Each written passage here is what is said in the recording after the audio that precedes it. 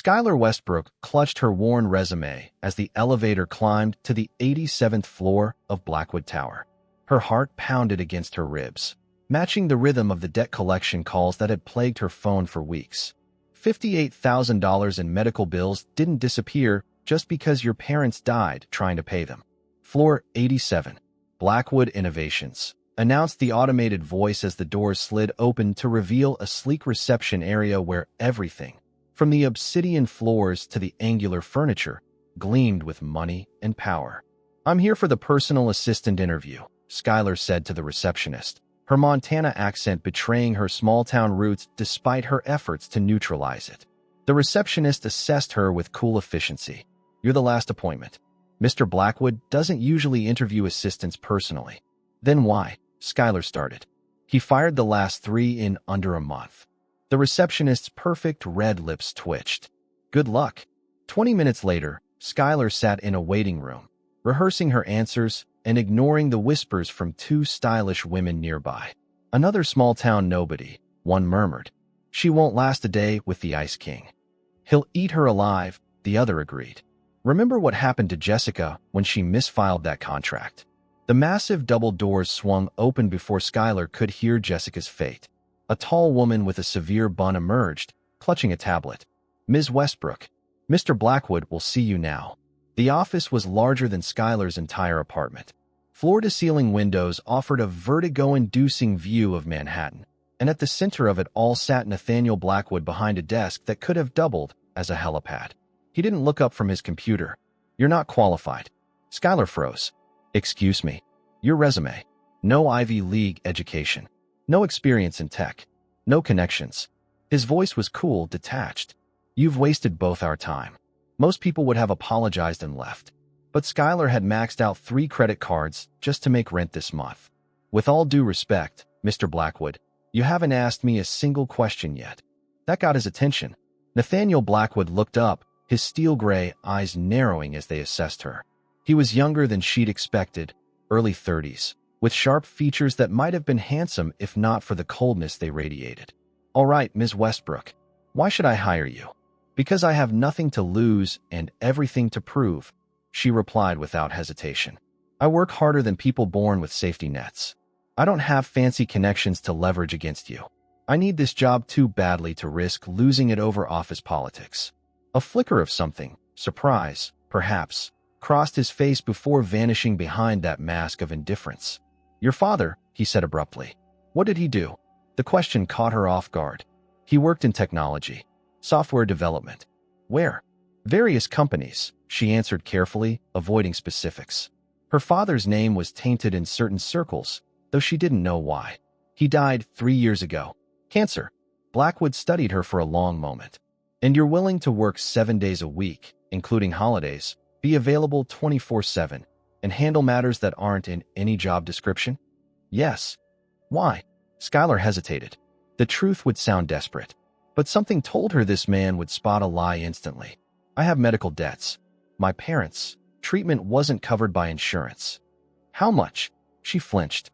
$58,000 for $122. He typed something on his keyboard. "Your address is in Queens?" "Yes." "That's an hour commute. I'll move closer if necessary."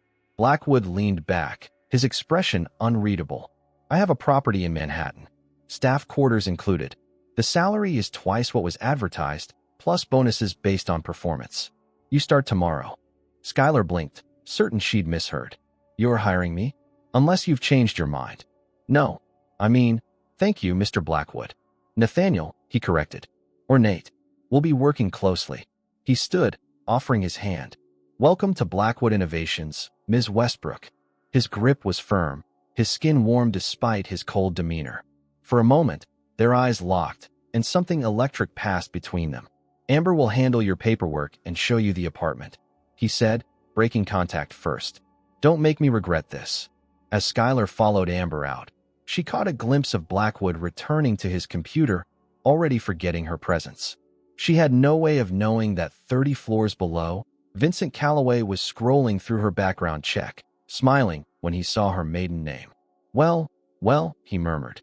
William Westbrook's daughter working for Nathaniel Blackwood. How perfect.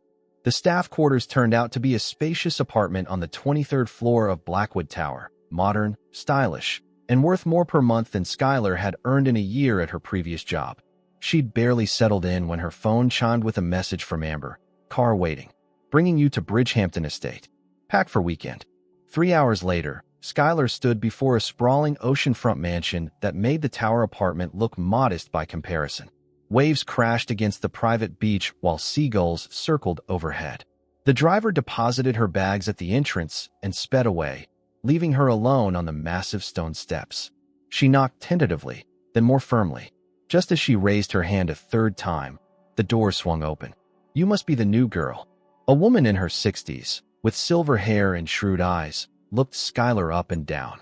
"I'm Margot Preston, housekeeper for the Blackwood estate since before Mr. Nathaniel was born." "Skylar Westbrook. It's nice to meet you, Mrs. Preston." "Ms. Preston," she corrected. "Never married. Come inside before you catch your death. The sea wind gets vicious this time of year."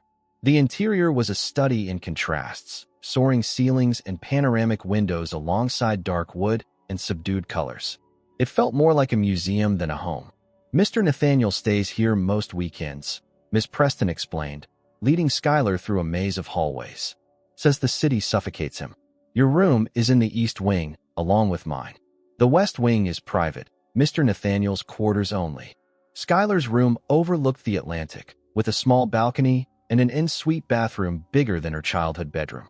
"This is generous. Blackwoods don't do anything by halves," Miss Preston said.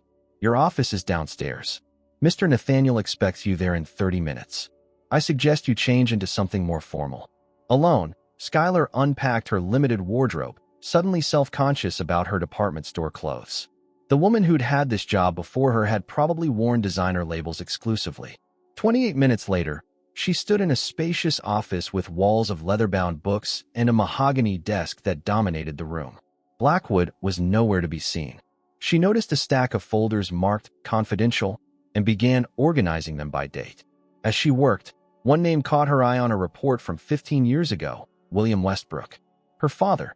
Her hands trembled as she opened the file, but the contents were heavily redacted.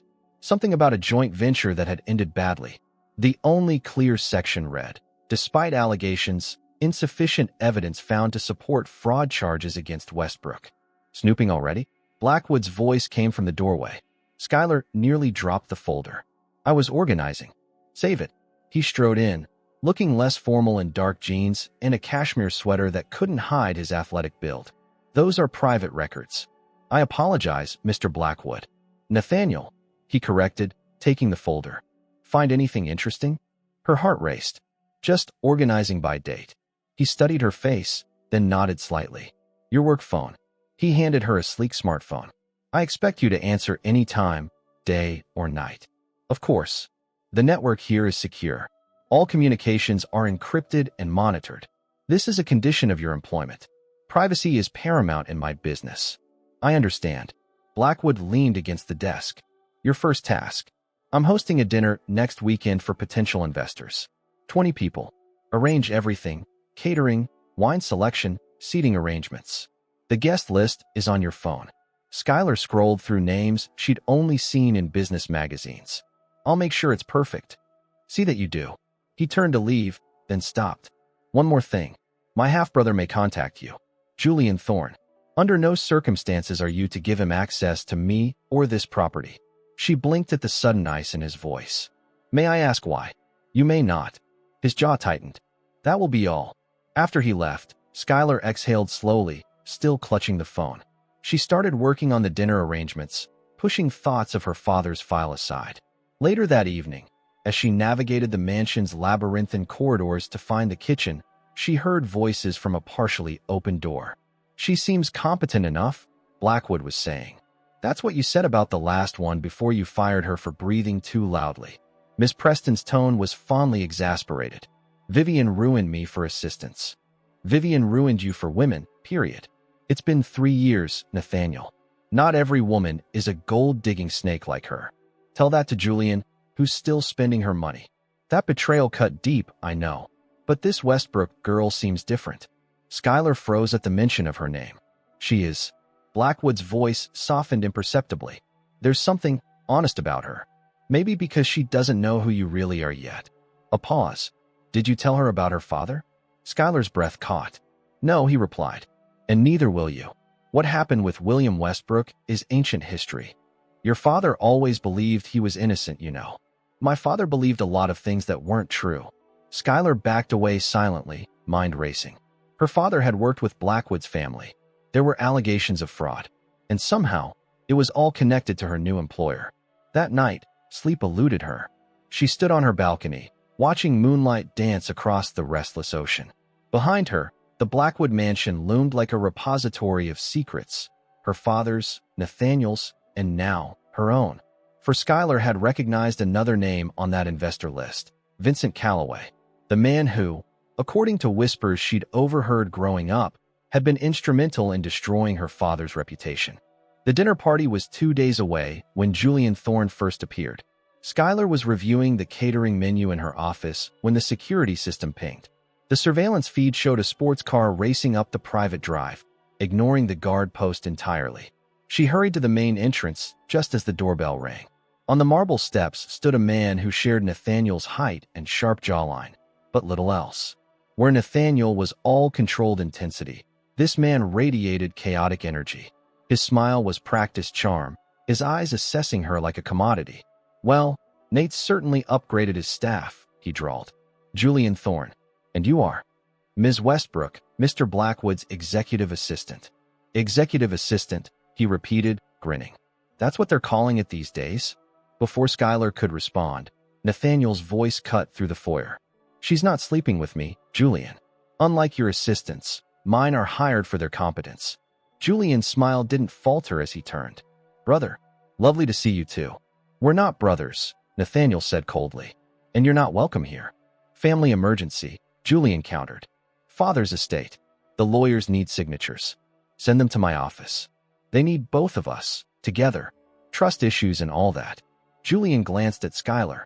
Perhaps your charming assistant could bring us drinks while we sort this out. Nathaniel's jaw tightened. My study. 2 minutes. Then you leave. As Julian sauntered past her, he whispered, Nate breaks his toys, darling. Run while you can. The study door slammed shut behind them, but their voices carried through the old house. Whatever you're planning, Julian, it won't work, Nathaniel growled. Not planning anything. Just checking on my brother. Half-brother.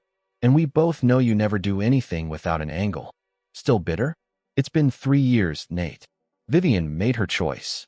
She made her choice the day before our wedding, after I'd signed over shares to her. Smart woman. Something shattered.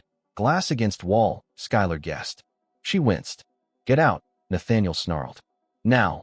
The study door flew open. Julian emerged, straightening his tie, unfazed by his brother's fury. He winked at Skylar as he passed. Good luck, Ms. Westbrook. Nate's about to have one of his episodes. After Julian's car disappeared down the drive, Skylar hesitated, then knocked softly on the study door. No answer. She pushed it open. Nathaniel stood with his back to her, breathing heavily, shards of crystal decanter glittering around his feet. His knuckles were white where they gripped the desk edge. Should I call someone? She asked quietly. Get out. There's broken glass. Get out.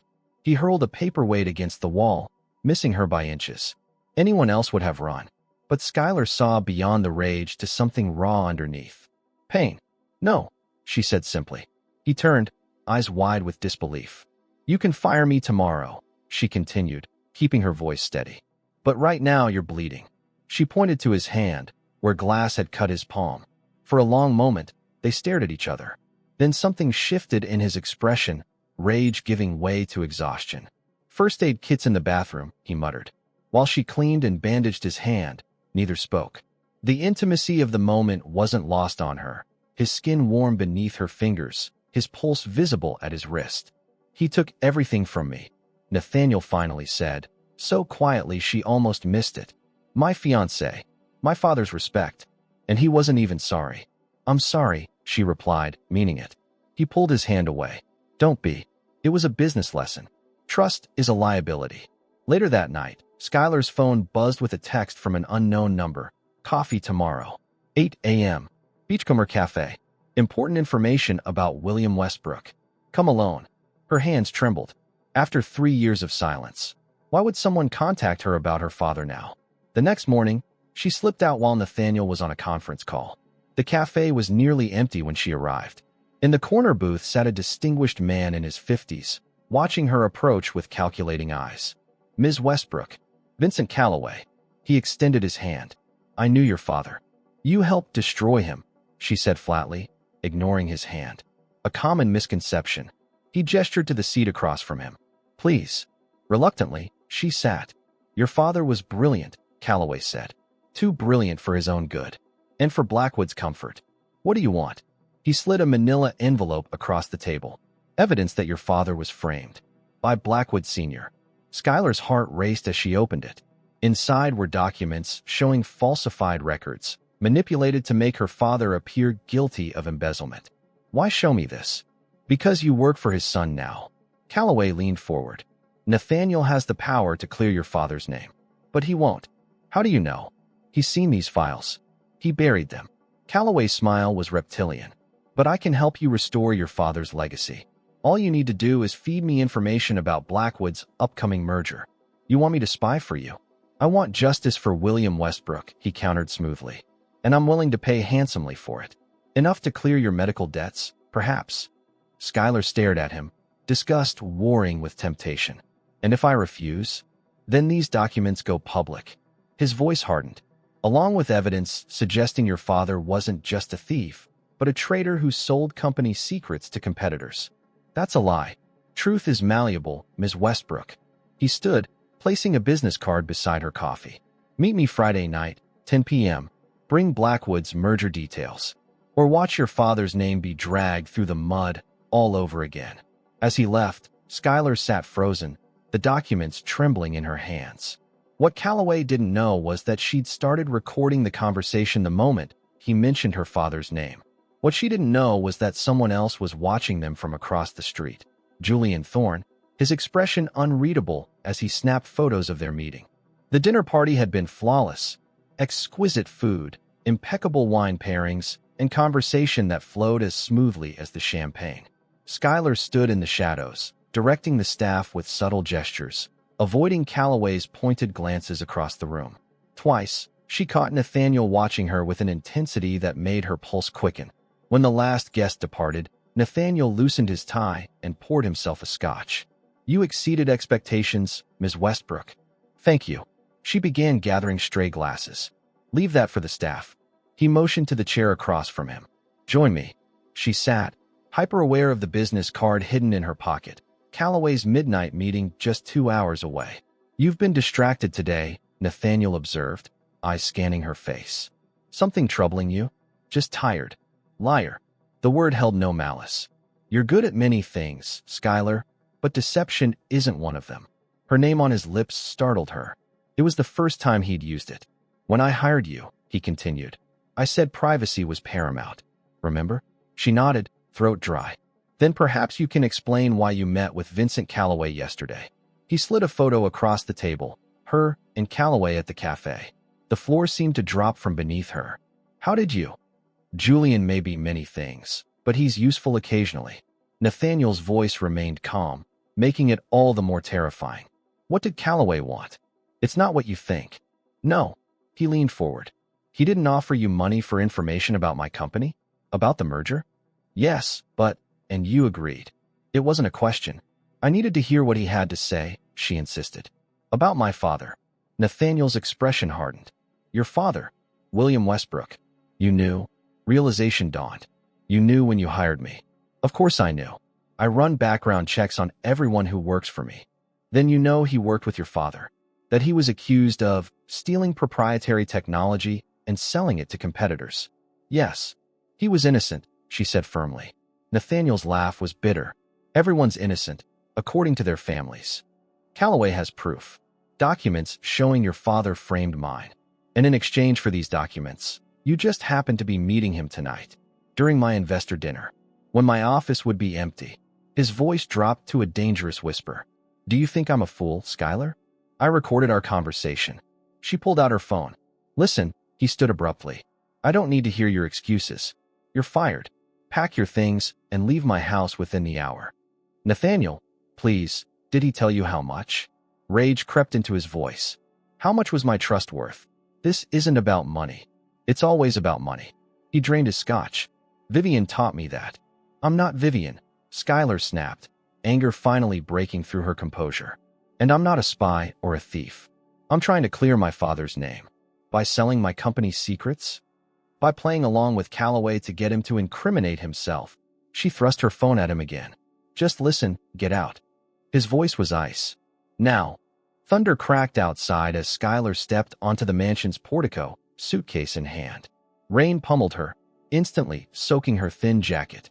The security guard looked uncomfortable as he explained that her car access had been revoked. The main gates were 3 miles down the private drive. She began walking, each step taking her further from the life she'd briefly glimpsed. Not the luxury or the privilege, but the belonging. For a moment, she'd felt connected to Nathaniel, had seen beneath his armor to the wounded man beneath. Now it was over. By the time she reached the gates, she was drenched and shivering.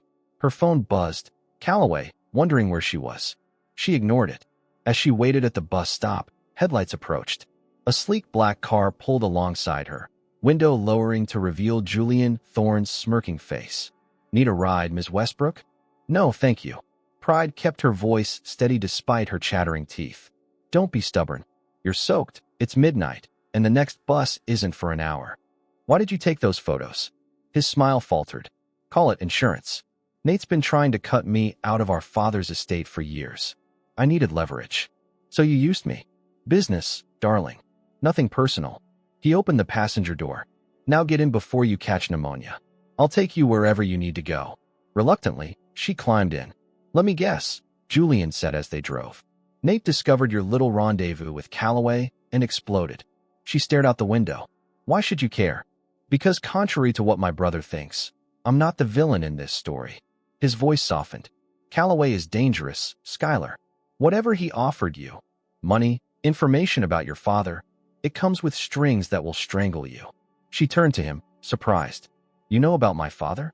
William Westbrook was brilliant. He and our father built the original Blackwood innovations together. Julian's expression grew somber. Until Calloway orchestrated his downfall. Calloway said your father framed mine. Julian laughed bitterly. Calloway was our father's right hand. He manipulated everything. The evidence, the board, even Nate. He wanted your father out so he could take his place. Why are you telling me this? Because you deserve to know who you're dealing with. He pulled over.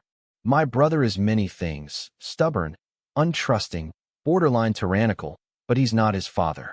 If anyone can help clear your father's name, it's Nate. He fired me. He fires everyone. It's his version of a temper tantrum. Julian scribbled an address on a business card. My place in the city. If you need somewhere to stay tonight. She pocketed it without responding. The car stopped outside her tiny Queens apartment building. Before she could thank him, Julian spoke again. Calloway's making a move against Blackwood Innovations. He needs inside information for the takeover. That's why he approached you. How do you know? Because he approached me too. Julian's smile turned rueful. We may not share a mother, but Nate and I do share one thing. Neither of us trusts Calloway. As she climbed the stairs to her apartment, Skylar replayed the conversation. Julian seemed sincere, but she'd learned the hard way that sincerity could be manufactured. Her father had taught her that. Inside, she peeled off her wet clothes and checked her messages.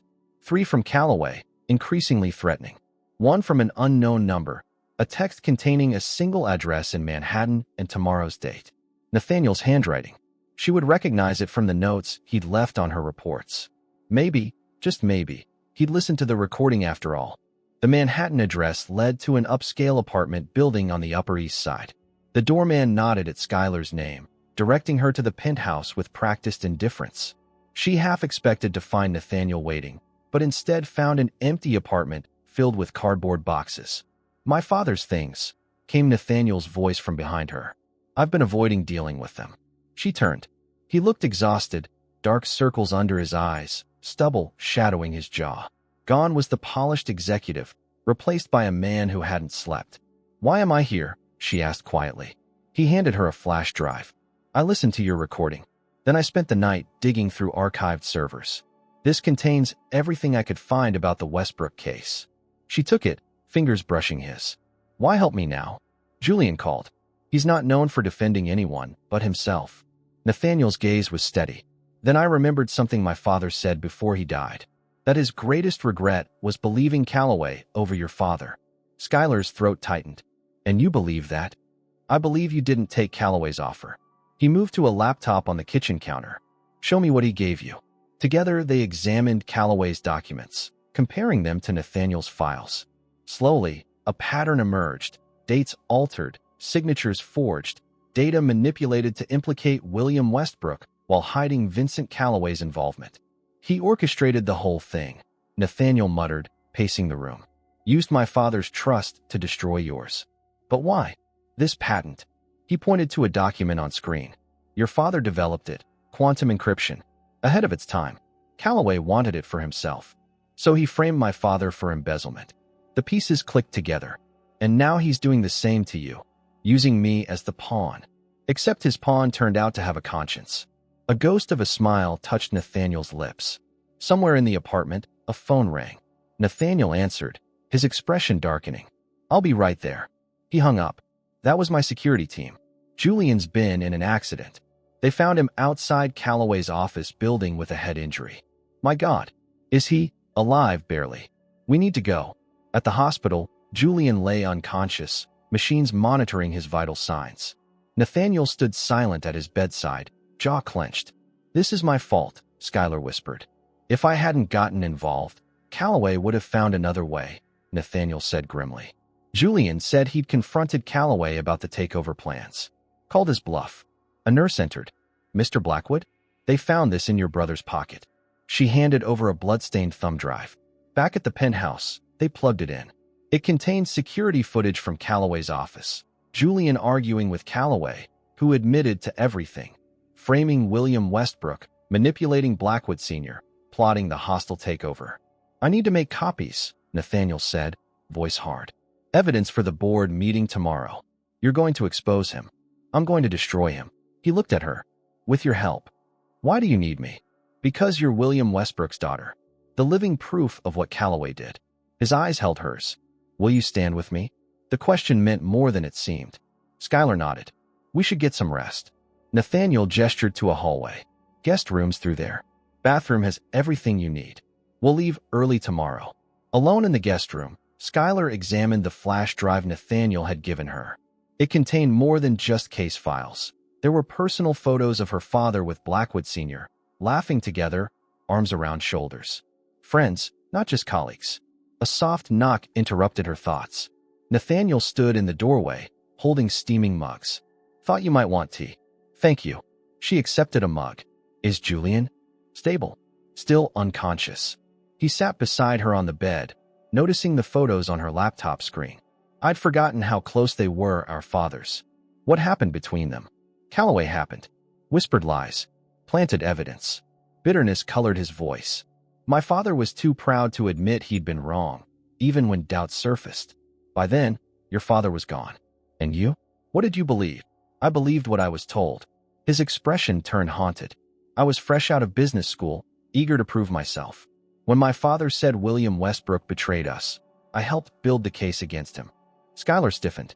You helped frame my father? I didn't know. His eyes pleaded for understanding. Not until years later, when Calloway tried the same tactics on a competitor. The pattern was identical. Why didn't you clear my father's name then? Pride. Cowardice. Nathaniel set his mug down. My father was dying. I couldn't bear to confront him with his mistake. Or mine. The honesty in his voice was raw, painful. Skylar found herself reaching for his hand. Tomorrow, he said, fingers tightening around hers. We make it right. Morning brought a message from the hospital. Julian was awake, asking for Nathaniel. They found him pale but alert, a bandage covering one side of his head. Sorry about the thumb drive, Julian said weakly. Calloway caught me copying it.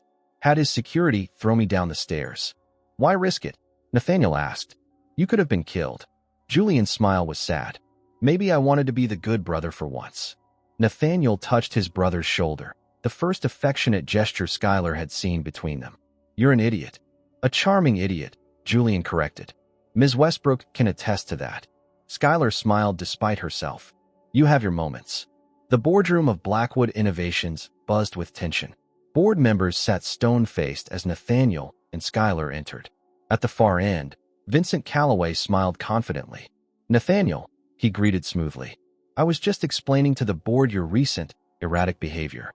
The firing of staff, your brother's unfortunate accident." "Convenient timing," Nathaniel replied coldly, "considering Julian discovered your plans for a hostile takeover."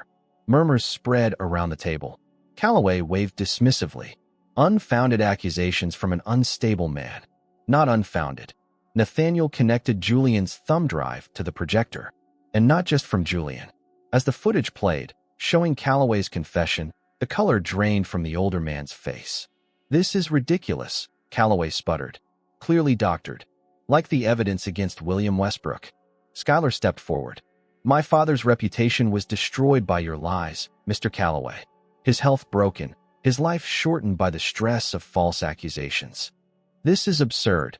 Calloway looked around desperately. "Who is this woman?" "William Westbrook's daughter," Nathaniel answered. "And the witness to your latest attempt at corporate sabotage." He played Schuyler's recording of their cafe meeting. With each damning word, Calloway seemed to shrink. "The board will have full access to all evidence," Nathaniel continued, "including the forensic analysis proving the documents against William Westbrook were falsified. By you. You have no proof. We have everything we need," Schuyler interrupted, "including the prototype designs you stole from my father. The ones you've been developing for the past 15 years, claiming as your own work." Calloway lunged for the door, but security was waiting. As they escorted him out, his final words were for Schuyler. "You're just like your father, too naive to play this game." "No," she replied calmly. "I'm better at it." When the last board member had left, Nathaniel closed the boardroom door.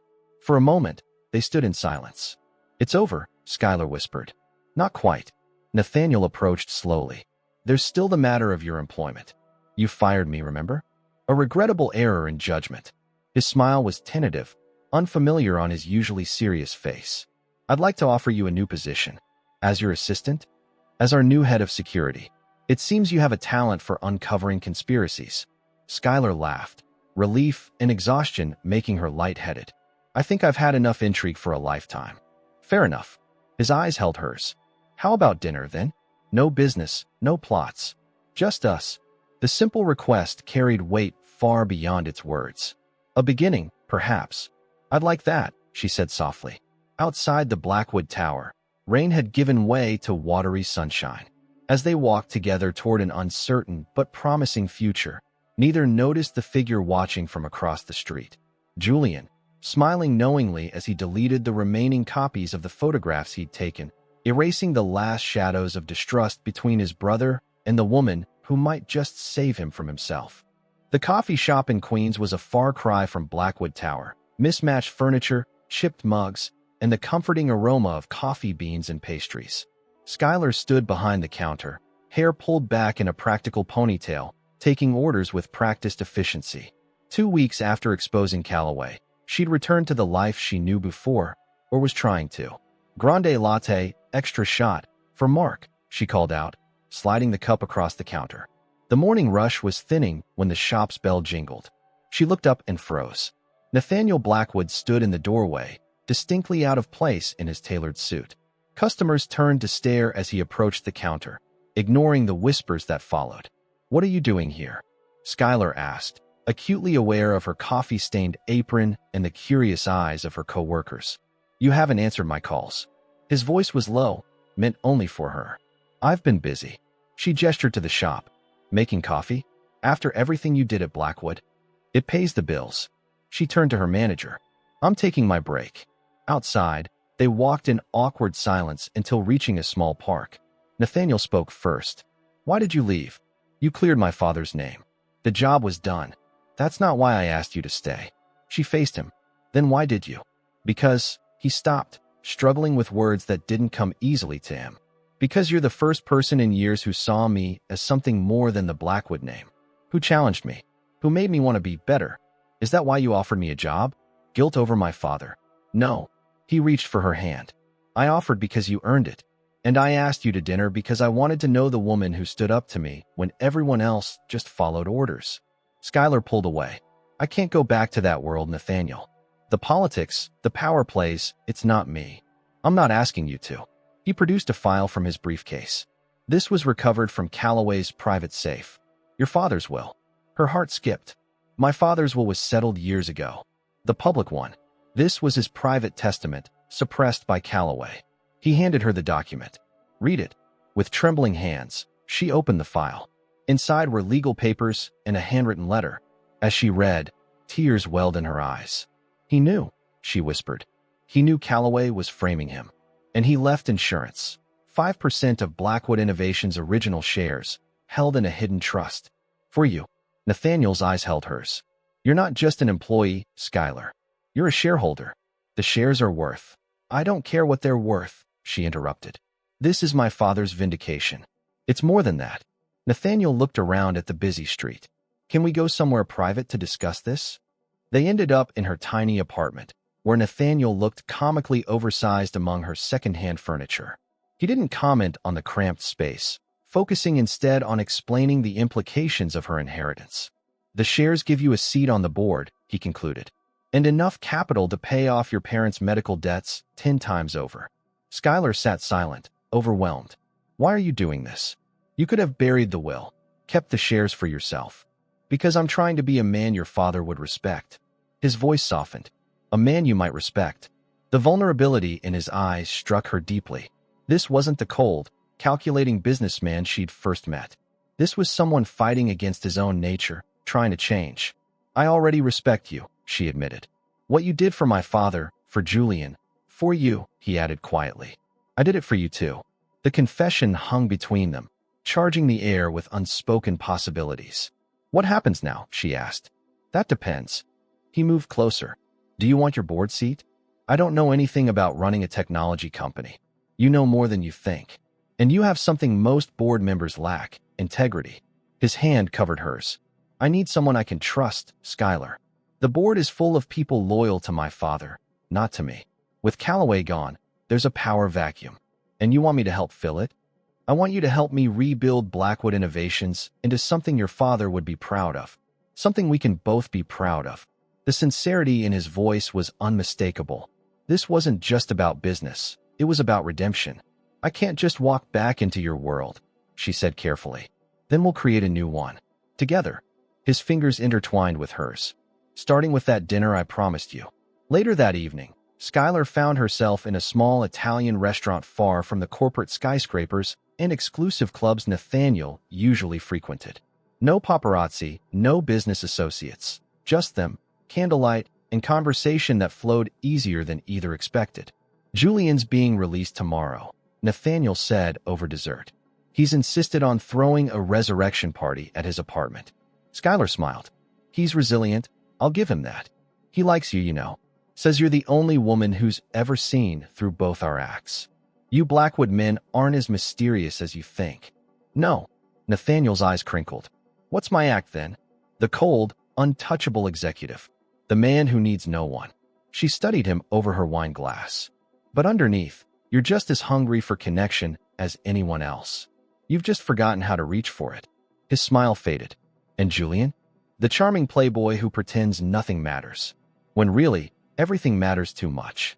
She set down her glass. You're more alike than either of you admit. Now there's a terrifying thought.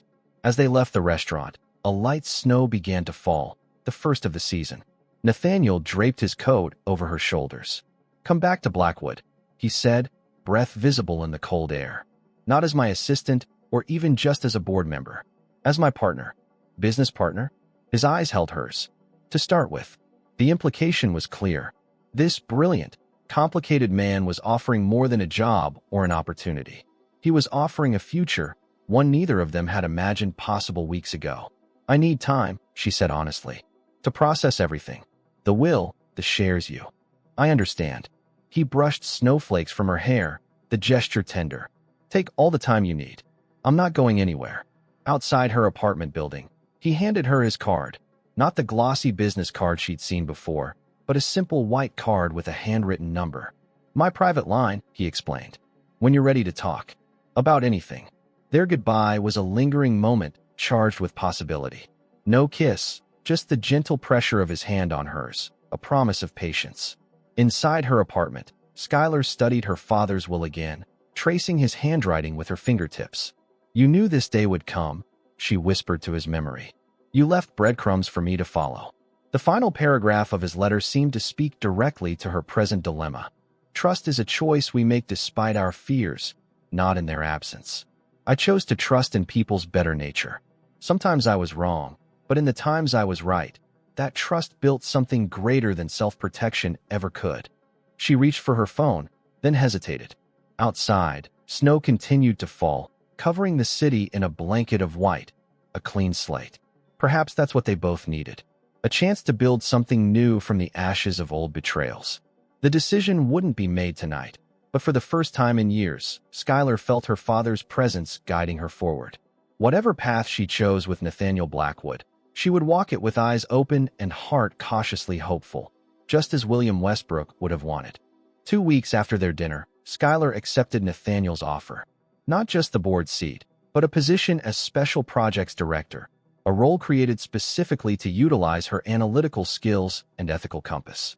The transition from barista to corporate executive came with expected challenges, but she faced them with the same quiet determination that had first caught Nathaniel's attention. The board members, mostly older men who'd served with Blackwood Sr., regarded her with thinly veiled skepticism. They saw her as Nathaniel's charity case, a pretty distraction, or worse, his latest conquest.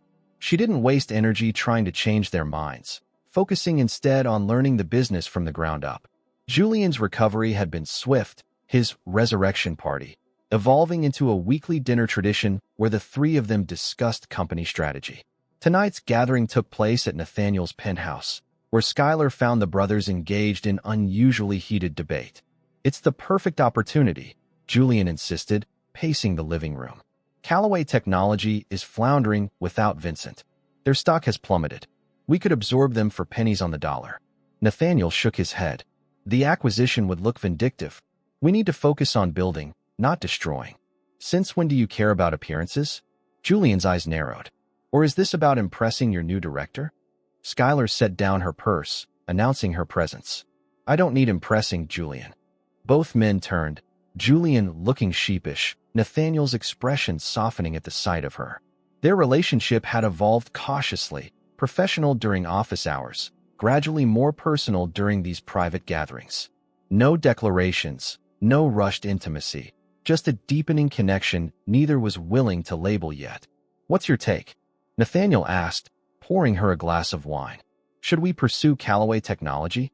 "Not yet," she replied, accepting the glass. "Their internal structure is still tangled with Vincent's personal holdings. We need to wait until the legal separation is complete."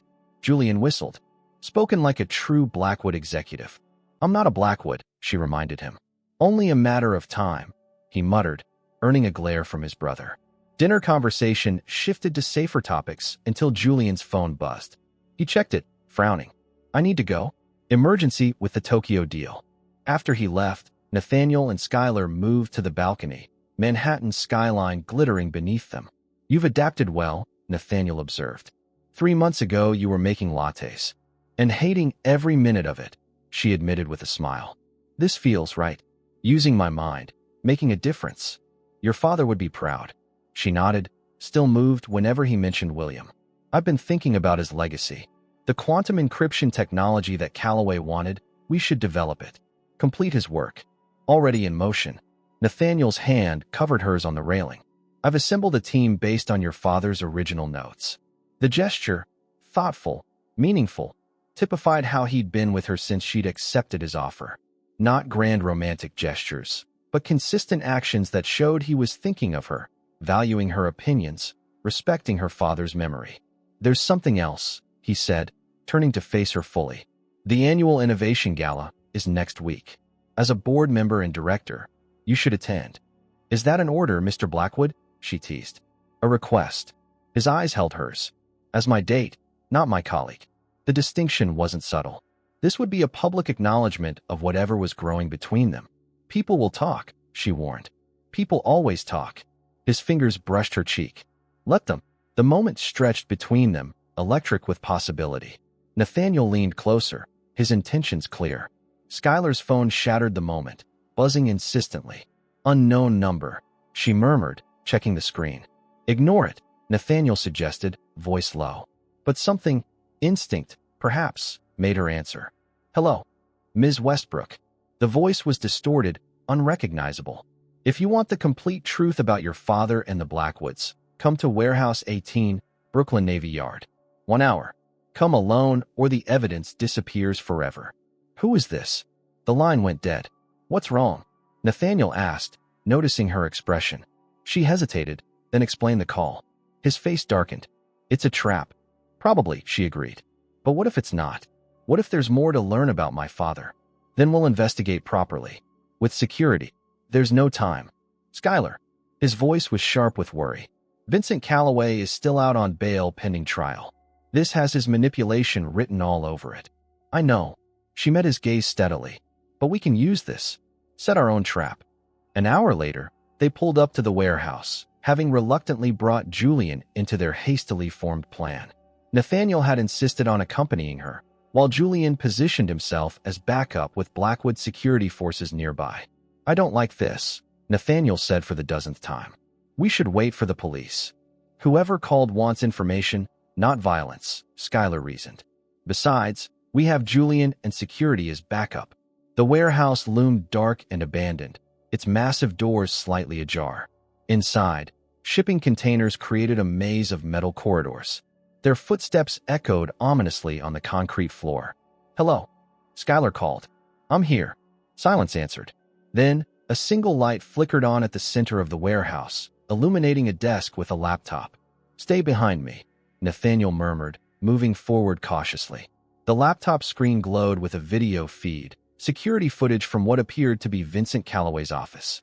The timestamp showed a date 15 years earlier. In the footage, Blackwood Sr. and Calloway stood arguing.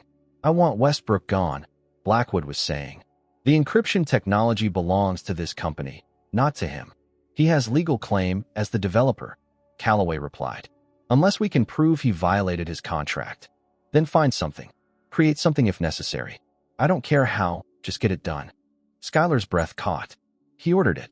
Your father ordered the frame-up. Nathaniel's face was ashen. I didn't know. Of course you didn't, came a voice from behind them. Daddy Dearest kept his hands clean while mine got dirty. They whirled to find Vincent Calloway emerging from between containers, a gun trained on them. His expensive suit was rumpled, his eyes fever-bright. Vincent, Nathaniel's voice remained steady. You're violating your bail conditions. Bail conditions? Calloway laughed bitterly. I'm facing 20 years, Blackwood. Bail conditions are the least of my concerns. What do you want? Skylar asked. Want? I want my life back. He gestured with the gun toward the laptop. That footage is my insurance. Proof that your father, Nathaniel, ordered the destruction of William Westbrook. The board might have turned on me, but they'll turn on you too when they see this. Then release it, Nathaniel challenged. I've already acknowledged my father's wrongdoing publicly. So noble, Calloway sneered. But no, I prefer a trade. The original encryption technology for my freedom. Your private jet, $5 million, and safe passage to a non-extradition country. You're delusional, Nathaniel said flatly.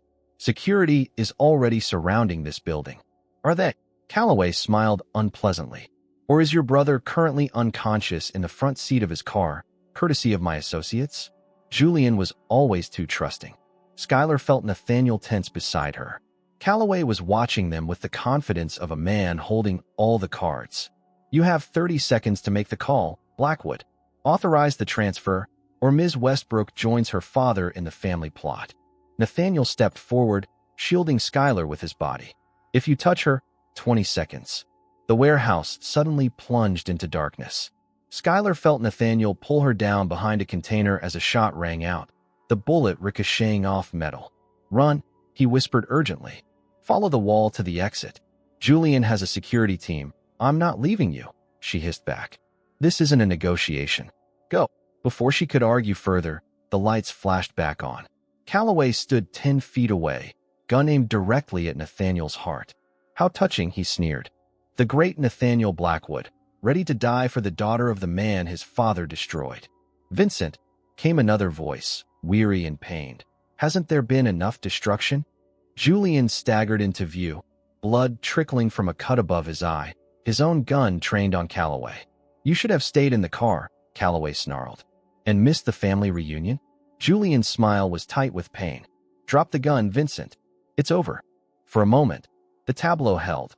Calloway pointing at Nathaniel, Julian aiming at Calloway, Skylar caught between them. Then Calloway's face twisted into something feral. "If I'm going down," he growled, "I'm taking a Blackwood with me." Everything happened in slow motion. Calloway swinging toward Julian, finger tightening on the trigger. Nathaniel lunging forward with a shout. Skylar reaching for Julian as he stumbled backward. 2 shots echoed through the warehouse. Calloway crumpled first, a red stain blooming on his chest. Behind him stood Security Chief Martinez, his service weapon still raised. "Sir," Martinez called. "Mr. Blackwood?" Skylar turned to see Nathaniel on one knee, clutching his arm where Calloway's bullet had grazed him. "I'm fine," he grunted. "Check Julian." The next hours passed in a blur of police statements, paramedics, and hushed conversations. Julian was treated for a concussion, Nathaniel's arm bandaged. By dawn, they sat in Nathaniel's penthouse, exhausted but alive.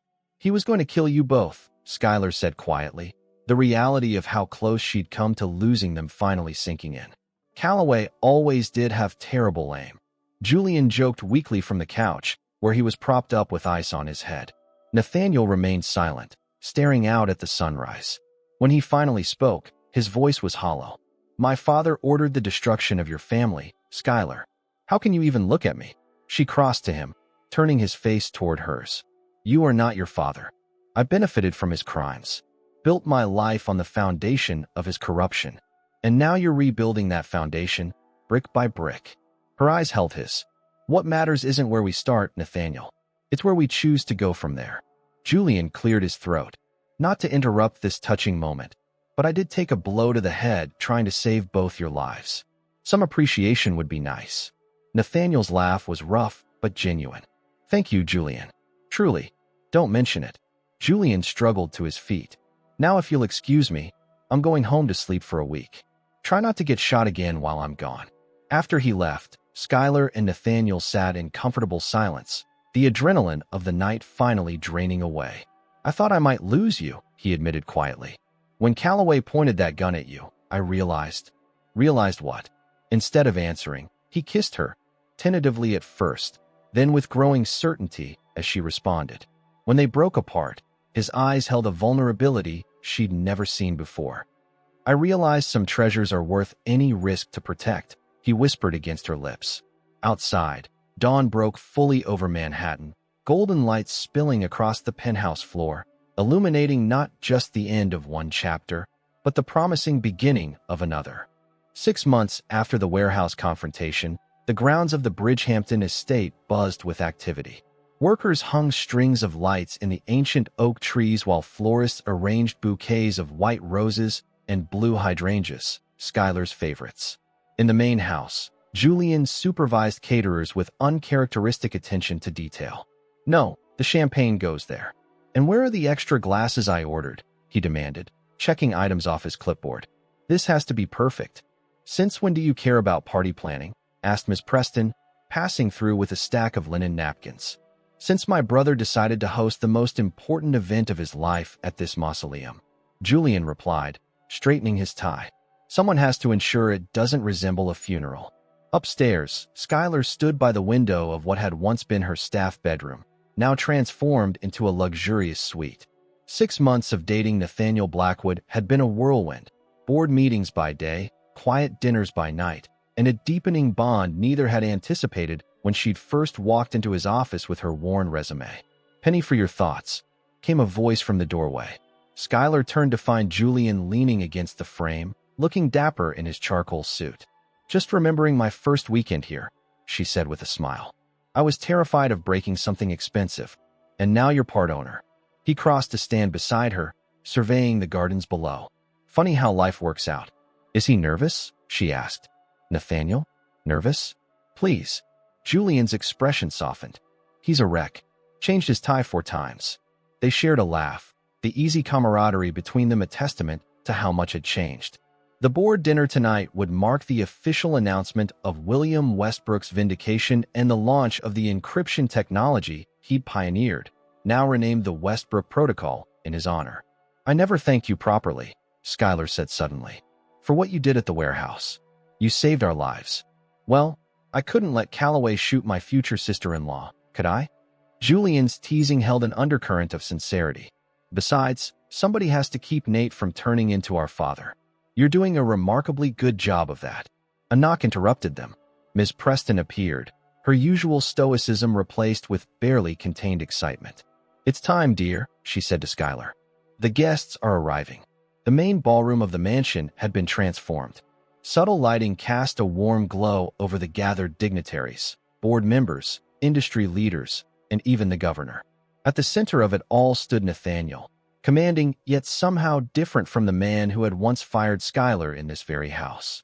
His face softened as she entered, their eyes meeting across the crowded room. Without breaking his conversation with a board member, he excused himself and made his way to her. "You look beautiful," he murmured, taking her hand. "You changed your tie," she noted with a smile. "Julian told you." He might have mentioned it. Nathaniel led her to a quiet corner, away from curious eyes. "Nervous?" "A little," she admitted. "All these people are here to honor your father." He squeezed her hand reassuringly. "And to witness what we've built together." The evening progressed smoothly, dinner served, speeches made. Nathaniel addressed the gathering with his usual confidence, announcing the official clearing of William Westbrook's name and the launch of the technology that would revolutionize digital security. "Tonight marks not just a business milestone," he concluded, "but a personal one. The righting of a wrong committed by my father, and the beginning of a new chapter for Blackwood Innovations." After dinner, as guests mingled over coffee and dessert, Nathaniel drew Skylar away from the crowd, leading her through French doors onto a moonlit terrace. "I have something for you," he said, producing a small velvet box. Inside lay a delicate gold key on a chain. "What is this?" "The key to the Westbrook family vault." His expression was solemn. "We found it in my father's personal safe. It contains everything from your family home: photos, documents, heirlooms. Things that should never have been taken from you."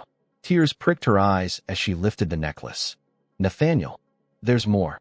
He took her hand, guiding her down garden steps to a secluded gazebo overlooking the ocean. The structure was simple but elegant, white columns supporting a domed roof. Inside, a single bench faced the water. Carved into the wooden seat were the words, "In memory of William Westbrook, visionary, friend, father." "You built this," Skylar whispered, tracing the letters with her fingertips. "A place for remembrance," Nathaniel said softly, "and for new beginnings." As if on cue, Julian appeared at the garden's edge, accompanied by a string quartet. The musicians arranged themselves at a discreet distance as Julian gave his brother a thumbs up before disappearing back toward the house. Nathaniel laughed, subtle as always. "What's going on?" Skylar asked. Instead of answering, he took both her hands in his. 6 months ago, you asked me what I realized when Calloway pointed that gun at us. I told you that some treasures are worth any risk. What I didn't say was that the greatest treasure I've found isn't the company, or success, or even redemption. He dropped to one knee, producing a second box, this one containing a diamond ring that caught the moonlight. "It's you, Skylar Westbrook. Your strength, your compassion, your willingness to see the good in me when I couldn't see it myself." His voice, usually so controlled, trembled slightly. "Will you marry me?" The moment stretched between them, not hesitation, but the weight of everything that had brought them here. The pain, the healing, the forgiveness, the growth. "Yes," she whispered, then louder. "Yes, Nathaniel. I will." As he slipped the ring onto her finger, the quartet began playing softly. Nathaniel drew her into his arms, their first dance as an engaged couple witnessed only by the ocean breeze and distant stars. Later, they returned to the house hand in hand to find Julian waiting with champagne. "She said yes," he announced to the remaining guests, prompting applause and congratulations. In the ensuing celebration, Skylar found herself momentarily alone with Miss Preston, who pressed something into her hand. A faded photograph of two young men, arms around each other's shoulders, grinning at the camera. "Your father and Nathaniel's," the older woman explained. before everything went wrong. They were like brothers once. Skylar studied the image, seeing echoes of herself in her father's smile, traces of Nathaniel in his father's confident stance. I've worked for the Blackwoods for 40 years, Miss Preston continued. Seen the good and the bad. But I've never seen Nathaniel look at anyone the way he looks at you. Thank you, Skylar said softly, tucking the photo into her evening purse. Across the room, Nathaniel caught her eye, his smile warming as he made his way back to her side. No words were needed as he took her hand, their fingers intertwining naturally. The following morning found them walking the private beach, waves lapping at their bare feet. The ring sparkled on Skylar's finger as they discussed wedding plans and future dreams. Julian wants to be best man, Nathaniel said, amusement coloring his voice. He's already planning a bachelor party that will probably get us both arrested. He's earned it, Skylar replied. Though I draw the line at bail money. They stopped to watch the sunrise paint the Atlantic in shades of gold and pink. So much had changed in the year since Skylar had first walked into Blackwood Tower with nothing but determination and a worn resume. Do you ever think about how differently things might have turned out? She asked. If I hadn't applied for that job, or if you hadn't hired me. I try not to, Nathaniel admitted. The thought of never finding you. He shook his head. Some things are meant to be, despite the odds. Like a billionaire CEO falling for his assistant, she teased. Like two broken people healing each other, he corrected gently. Finding in each other what they didn't know they were looking for.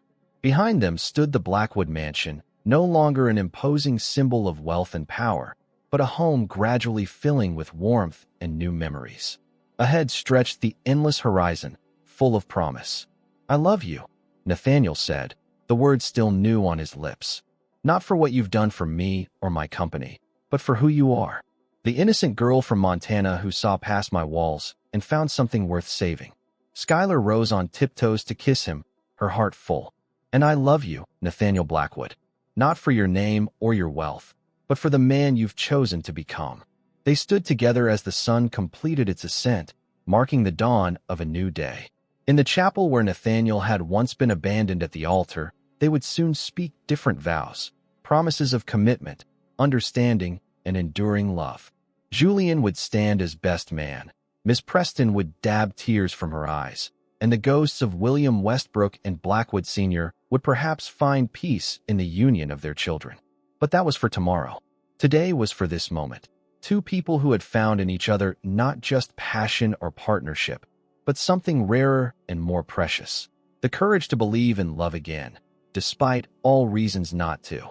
For Skylar Westbrook, once an innocent girl hired by a millionaire, had indeed become Nathaniel Blackwood's greatest treasure, and he, in turn, had become hers.